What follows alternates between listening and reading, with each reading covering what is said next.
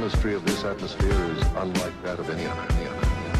Wer braucht schon mal einen Krieg? Wer weiß von Amis, wo Syrien oder Ukraine liegt? Welt braucht kein Öl und kein Gas, vielleicht ein bisschen Haschegras.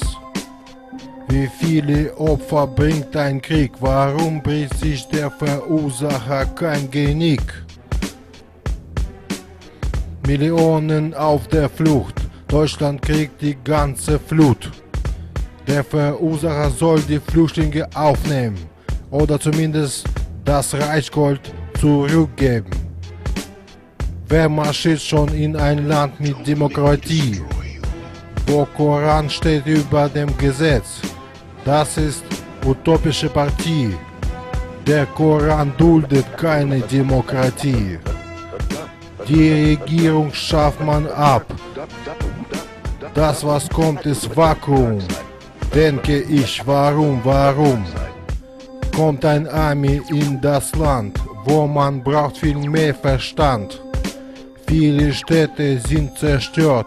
Wer Terrorist, wer Patriot, weiß wahrscheinlich nur der Gott. Wer war schon mal ein Krieg? Wer weiß von Amis, wo Syrien oder Ukraine liegt? Welt braucht kein Öl und kein Gas, vielleicht ein bisschen Haschegras. Wie viele Opfer bringt Krieg? Warum bricht sich der Verursacher kein Genick? Millionen auf der Flucht, Deutschland kriegt die ganze Flut. Ob Götter einen Krieg wollen, weiß doch keiner so genau. Wenn man glaubt, dann fällt es leichter. Menschen töten, es ist grau.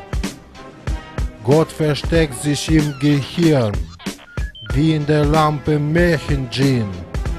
Heul doch. Hol doch Djinns aus ihrem Kopf und Verstand, wie ich hoffe. Hört auf, euch zu bekriegen, Kriege soll man gerade biegen. Was man braucht, Diplomatie, das ist der Weg aus dieser Scheiß-Utopie. Ob Götter.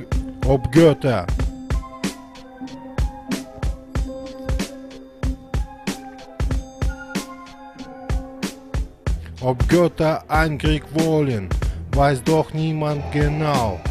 Wenn man glaubt, dann fällt es leichter. Menschen töten, es ist grau. Gott versteckt sich im Gehirn, wie in einer Lampe Märchen-Djinn. Holt doch Djinns aus ihrem Kopf und Verstand, wieso wie ich hoffe. Hört auf, euch zu bekriegen, Kriege soll man gerade biegen. Was man braucht, Diplomatie, das ist der Weg aus dieser Scheiß-Utopie. Scheiß-Utopie.